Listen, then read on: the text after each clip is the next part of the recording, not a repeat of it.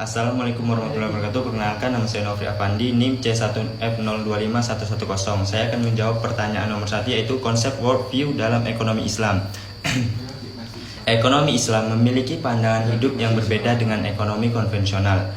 Pandangan hidup ekonomi Islam didasarkan pada prinsip-prinsip Al-Quran dan hadis yang menekankan pentingnya keadilan, kesejahteraan bagi semua manusia. Ekonomi Islam juga menekankan pentingnya peran individu dan masyarakat dalam mencapai tujuan ekonomi yang seimbang dan berkelanjutan.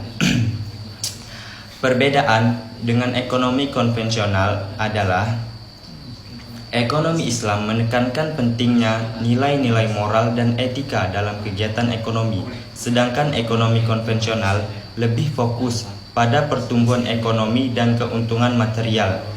Ekonomi Islam menekankan pentingnya distribusi kekayaan yang adil dan merata, sedangkan ekonomi konvensional lebih fokus pada akumulasi kekayaan individu.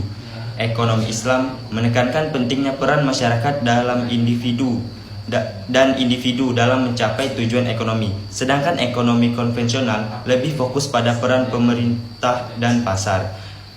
Baik, saya akan menjawab soal nomor 2, yaitu prinsip dasar ekonomi Islam. Prinsip dasar ekonomi Islam meliputi tauhid, keesaan Allah Subhanahu wa taala sebagai sumber segala sesuatu.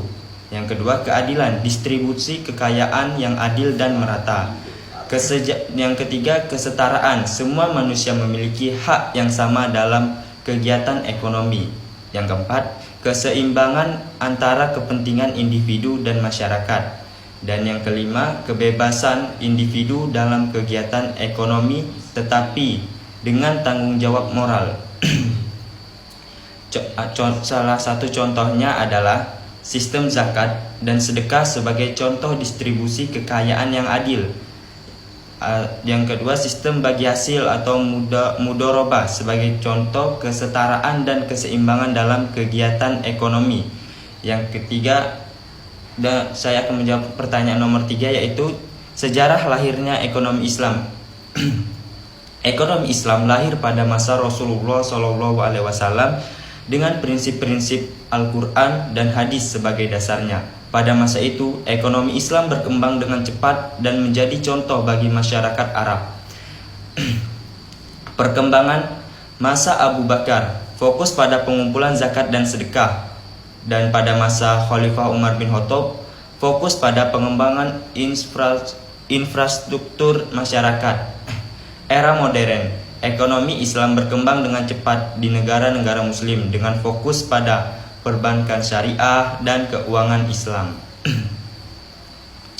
Dan saya akan menjawab pertanyaan nomor 4, yaitu perbandingan kebijakan ekonomi Khalifah Umar bin Khattab dan Khalifah Abu Bakar. Khalifah Abu Bakar fokus pada pengumpulan zakat dan sedekah dengan tujuan meningkatkan kesejahteraan masyarakat. Khalifah Umar bin Khattab fokus pada perkembangan infrastruktur dan kesejahteraan masyarakat dengan tujuan meningkatkan kualitas hidup masyarakat. Dan pertanyaan nomor 5, saya akan menjawab pertanyaan nomor 5, yaitu potensi dan tantangan ekonomi Islam di Indonesia. Potensi yang pertama itu masyarakat Indonesia yang mayoritasnya beragama Muslim atau Islam. Yang kedua, pemerintah yang mendukung perkembangan ekonomi Islam. Yang ketiga itu potensi pasar yang sangat besar di Indonesia tersebut. Adapun tantangannya adalah satu, kurangnya pemahaman tentang ekonomi Islam. Yang kedua, kurangnya infrastruktur keuangan Islam. Yang ketiga, tantangan globalisasi dan persaingan dengan ekonomi konvensional. Berikut contohnya, yaitu fenomena nyata perkembangan perbankan syariah. Yang pertama, perkembangan perbankan syariah di Indonesia. Yang kedua, pengembangan keuangan Islam di Indonesia. Yang ketiga, inisiatif pemerintah untuk meningkatkan ekonomi Islam di Indonesia. Sekian jawaban dari saya akhiri. Wassalamualaikum warahmatullahi wabarakatuh.